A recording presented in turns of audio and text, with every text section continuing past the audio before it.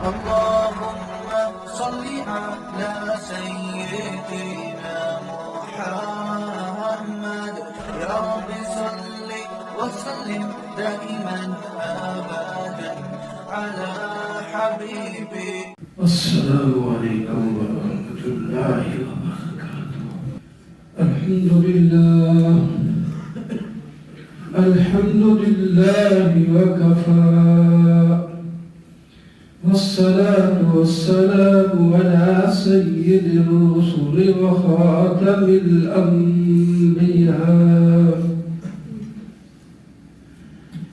أما بعد، فقد قال الله تبارك وتعالى: أعوذ بالله من الشيطان الرجيم، بسم الله الرحمن الرحيم. ليس البر أن تولوا وجوهكم قبل المشرق والمغرب، ولكن البر من آمن بالله واليوم الآخر والملائكة والكتاب والنبيين. صدق الله مولانا العظيم. اللهم صل على سيدنا ومولانا محمد وعلى آل سيدنا ومولانا محمد وبارك وسلم.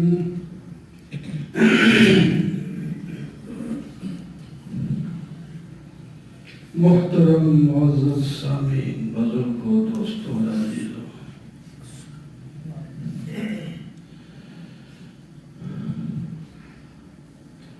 سورہ بقرہ کی آیت کا حصہ گزشتہ اور پیوستہ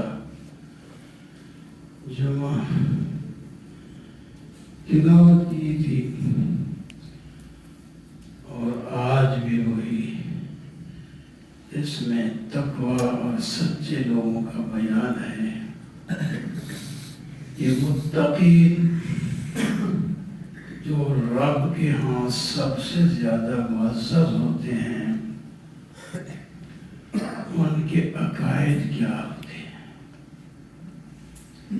ان کے معاملات کیا ہوتے ہیں، ان کے اخلاق کیا ہوتے ہیں. بڑی جامع آیت ہے یہ سورہ بقرہ کی. اس میں فلاح کا سارا پروگرام ذکر کر دیا.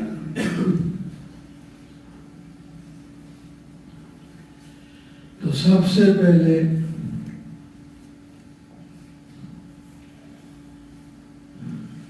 اللہ پر ایمان لانا بنیادی چیز ہے. اس کے بارے میں بھی ایک جمعہ کیا تھا. دوسری چیز، قیامت پر ایمان لانا ضروری ہے کہ یہ جو کچھ آپ دیکھ رہے ہیں، اس میں سے کچھ بھی باقی نہیں رہے گا. یہ سب چہل پہل ختم، یہاں تک کہ آسمان بھی نہیں رہے گا، زمین بھی نہیں رہے گی. یہ بنیادی عقائد میں سے ہے. اس کا ہمیں عقیدہ رکھنا چاہیے کہ ہم یہاں ہمیشہ کے لیے نہیں آئے.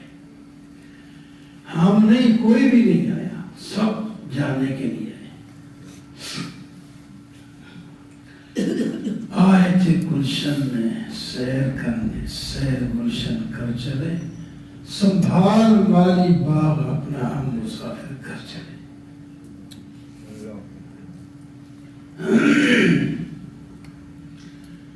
سیر کرنے جاتے ہیں لوگ، ادھر بیٹھے نہیں رہتے، سب واپس آ جاتے ہیں. وہ چیزیں وہی رہتی. اللہ تعالیٰ فرماتے کرو سے قل سیروا فی الارض فانظروا کیف کان عاقبۃ المکذبین.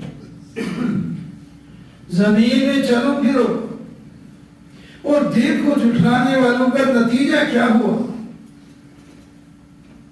کیا تم انہی کے راستے پر تو نہیں چل رہے؟ یہ دیکھو،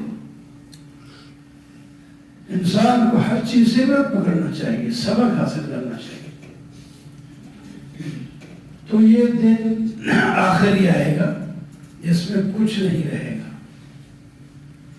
یہ بھی ایک لمبا موضوع ہے، قرآن کی شروع سے لے کر آخر تک جاتا ہے.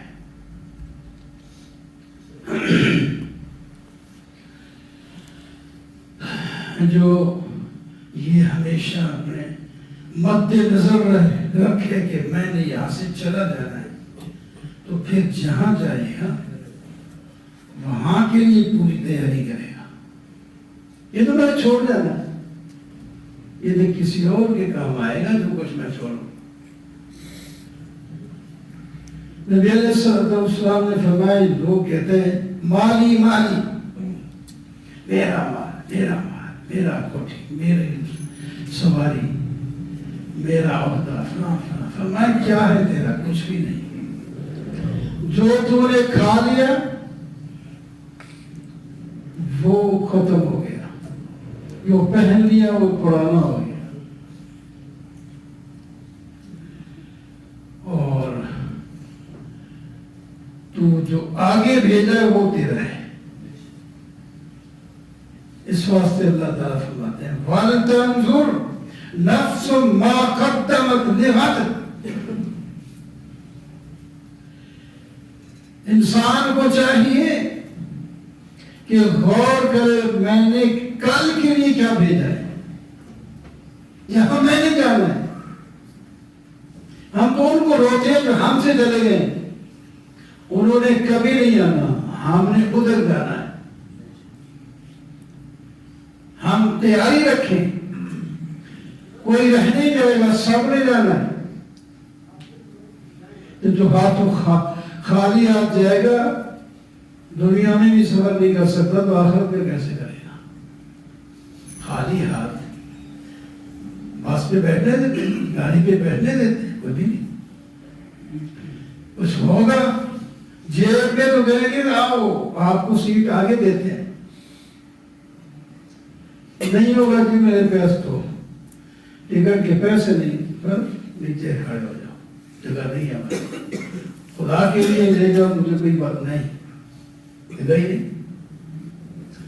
دنیا میں یہ حال ہے، آخرت میں کیا ہو؟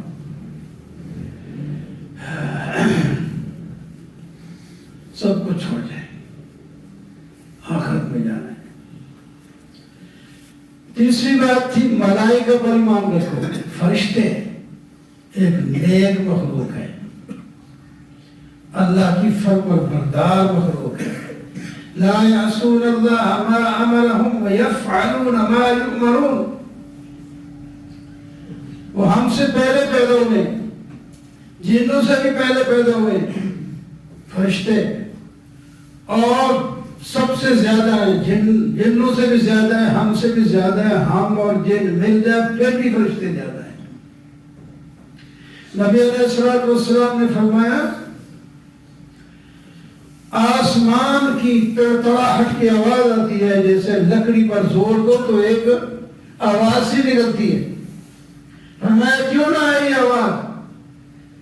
آسمان پر 4 انگلی جتنی جگہ بھی ایسی خالی نہیں جہاں کوئی فرشتہ سر رکھ کے اللہ کی عبادت کر رہا. وہ تھکتے نہیں، اور جو ان کو کام کر وہی کرتے ہیں، دوسرا نہیں کرتے. اس کی جان نکالنی ہے، فٹافٹ اسرائیل علیہ السلام نکال لیں گے. یہ نہیں دیکھیں یہ جوان ہے، اس کی شادی ابھی ہوئی ہے، ابھی تو یہ ڈولی لے کے جا رہا ہے. کئی واقعے آپ نے دیکھے ہوں گے، برات لے کے واپس آ رہے راستے نہیں، کام تمام ہو جاتا. کچھ ایریا رقم رہے ہوتے ہیں، گھر والے بھی کہتے ہیں اللہ پردہ پوشی کر دے، وہ بھی تھک گئے، ہم بھی خدمت کر کے تھک گئے. کہیں ایسا نہ ہو کہ نقطہ ہو جائے کہ ایسی بات ہو جائے جس سے نقصان ہو، تو پردہ پوشی ہو جائے. اللہ لیکن ابھی عیسیٰ علیہ السلام کا بھی حکم نہیں ہوا، جس وقت حکم ہوا جان تو سب نکالے. یہ فرشتے ان پر ایمان رکھنا ہے. مشرکین نے کہا جبرائیل علیہ السلام قرآن لاتے ہیں اور اس میں ہمارا بول بولتے ہیں. یہودیوں نے کہا، سند نے کہا تو جبرائیل علیہ السلام اگر نہ لائیں، کوئی اور فرشتہ لائے تو پھر ہم مان لیں گے. اللہ تعالی نے آیت نازل فرمائی قل من کان عدوا لجبریل فإنه نزله على قلبك بإذن اللہ. جبریل کا کیا قصور ہے؟ وہ اپنی طرف سے تھوڑی قرآن لاتا ہے، ہم کو ہم بھیجتے ہیں. سن لے من کان عدوا للہ وملائکتہ وجبریل ومیکائیل فإن اللہ عدو للکافرین. جو اللہ اور اللہ کے رسول و فرشتوں کا دشمن ہے وہ اپنے غیر پہ مر جائے. فرشتہ قرآن کا جبریل لائے گا، یا قرآن کو جبریل لائے گا، کچھ نہیں کہہ سکتے. جبریل لانا ہے. ابھی آپ نے سنی آیت. آگے چوتھی بات ہے والکتاب، کتاب اللہ پر ایمان لانا ہے. ابھی پہلے گفتگو میں تقریر میں سن رہے تھے، اللہ نے فرمایا اس قرآن کو میں نے اتارا ہے، حفاظت بھی میں ہی کروں گا. ہم سارے حفاظت کرنا چھوڑ دیں، نہ یاد کریں، نہ پڑھیں قرآن، پھر بھی قیامت تک اسی طرح رہے گا جس طرح اب ہے، جس طرح پہ اترا ہے. یہ تو ہماری سعادت ہے کہ ہم قرآن کے ساتھ جڑ جائیں، ہمارا بیڑا پار ہو جائے. قرآن کو ہماری نہیں ضرورت، ہمیں قرآن پاک کی ضرورت ہے. ہم یہ پٹتے ہیں یہ قرآن کی بےعزتی ہو گئی ہے، یہ ہو گیا، وہ ٹھیک ہے ہو گئی، تو ہمارے ایمان کا امتحان ہے. تمہارا امتحان ایمان کتنا ہے. اپنے قرآن کی حفاظت کرنے کے لیے تمہارے دل میں کوئی پریشانی بھی نہیں آتی، جیسے کر گئے ہو. قرآن پاک کے اوراق بوسیدہ ہو جائیں، اس کو دفن کرنا، اس کو کسی پاک کی جگہ پہ رکھ کر اور جو ہے آگ لگا کر اس کو دفن کر دینا کوئی گناہ نہیں ہوتا. لیکن جو بےعزتی کرنے کے لیے کرے گا وہ مجرم ہے، مجرم ہے. قرآن پاک کو جو بے عزتی کر کے مسلمانوں کے جذبات اور ایمان کا امتحان لینا چاہے گا، قرآن کی بے عزتی کے طور پر اس کو کرے گا، تو وہ تو مسلمان کرے تو کافر ہو جاتا ہے، وہ ایماندار نہیں رہتا. حفاظت کے لیے جہاں رکھتے ہیں وہ سیدھے ہو جاتا ہے. اگر کاغذ پہ لکھے ہوتے ہیں وہ کیسے کہاں تک سنبھالے، اس کی یہی صورتیں ہوتی ہیں. یا کوئی بنا لیتے ہیں کنواں، اس میں رکھی جاتے، یا قبر کی طرف بنا لیتے ہیں، اس میں دفن کرتے ہیں. یا کچھ لوگ دریا میں بہا دیتے ہیں، لیکن وہ بھی پھر آگے نکل جاتا ہے، پھر بے عزتی ہوتی رہتی ہے. تو آخر ان کو سنبھالا تو کہیں آرام سے پاکیزہ جگہ پر، اس واسطے کہ یہ بوسیدہ اوراق ہے، یہ کہیں مطلب بے عزتی نہ ہوتی رہے، بے ادبی نہ ہوتی رہے، تو جلا کے اس کی راہ کو محفوظ کر کے دفن کر دیا، وہ جائز ہے. لیکن ہم کوئی بے عزتی کے لیے دیکھتے ہیں قرآن ماننے والے کس پانی میں ہیں،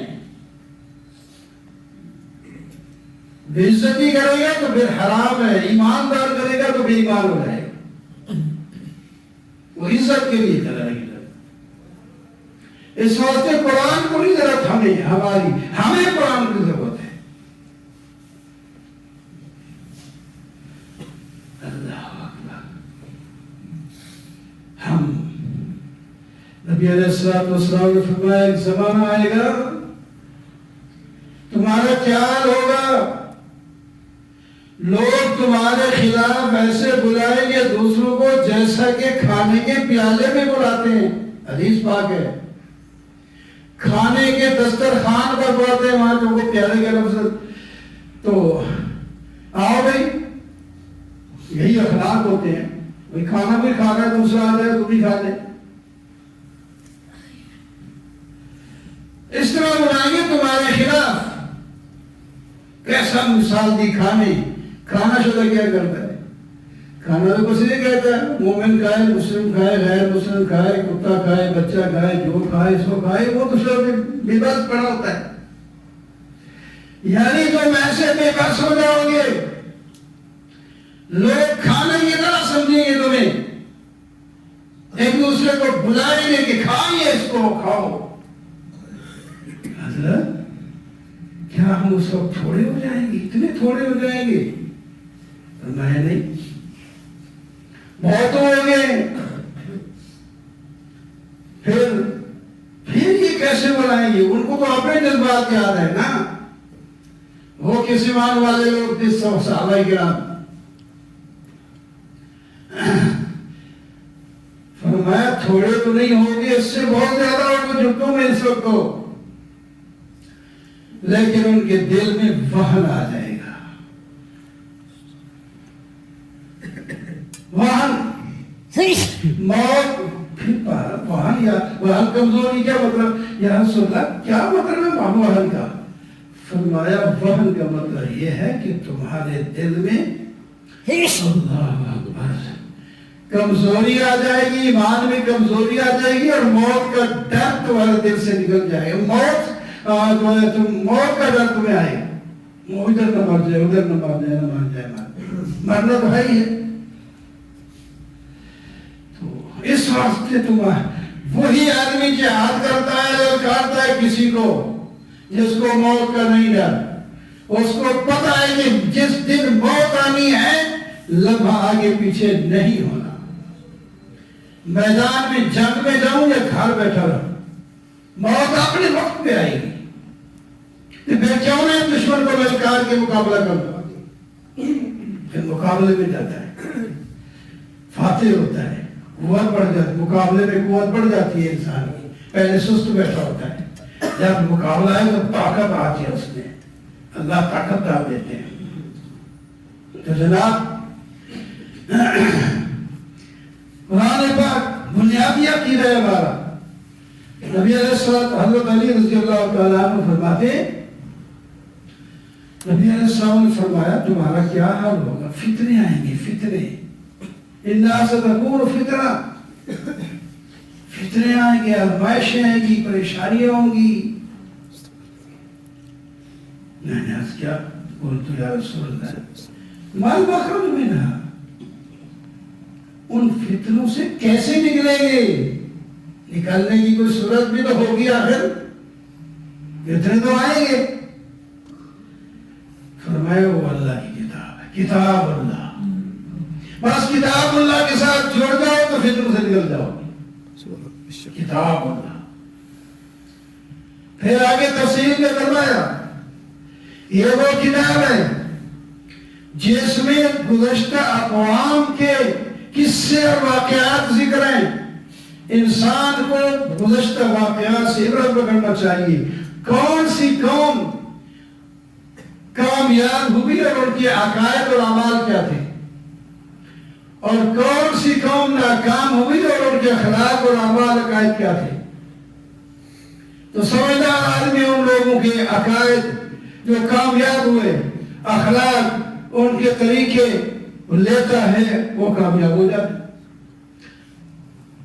قرآن بتلائے گا کہ نوح علیہ السلام نے 950 سال امت کو سمجھایا، نہیں سمجھی تو طوفان آیا، سب غرق ہوئے، وہی بچے جو نوح علیہ السلام کی دعوت پر لبیک کہہ کے ان کی اتباع میں لگے اور کشتی میں سوار ہو گئے۔ باقی کچھ بھی نہیں بچا، جو کشتی میں تھا وہی بچا۔ تو ہمیں یہ عبرت ہے، کشتی والوں میں سے ہوتے ہو یا طوفان میں گھیرنے والوں میں سے ہوتے ہو، تمہاری مرضی آگے۔ ہم نے بتا دیا، واقعہ لکھ دیا، قرآن بتاتا ہے اور سچا قرآن ہے، کوئی اس میں شک کی بات نہیں۔ سمجھدار آدمی وہ کام کرے گا جنہوں نے نوح علیہ السلام کی اتباع کی تھی. اللہ نے اس کو کشتی پر بٹھا کر اتنا بڑا طوفان جو پہاڑوں سے بھی اوپر چلا گیا تھا اس میں بچا لیا. تو ہماری بچت کی صورت بھی یہی ہے کہ ہم اپنے نبی علیہ السلام کی اتباع کریں, ہم بھی بچ جائیں گے انشاءاللہ. بدتمیزی کا طوفان ہے, بے حیائی کا طوفان ہے, مہنگائی کا طوفان ہے, لڑائی کا طوفان ہے. اتنے بڑے جو طوفان لگے ہوئے ہیں, ان سے بچنے کی صورت اللہ کے نبی کی اطاعت ہے. اللہ کے نبی کی اطاعت کیسے کریں گے؟ اللہ تعالیٰ قرآن لائیں, نبی علیہ السلام کا مطالعہ ہے, اور آپ صلی اللہ علیہ وسلم حدیث دے گئے اور خود عمل کر کے دکھا گئے. جو آپ صلی اللہ علیہ وسلم کی اتباع کرے گا وہ کامیاب رہے گا. جو آپ کی اتباع سے منہ موڑے گا اور دنیا اور آخرت میں ناکام ہوگا. تو آپ کو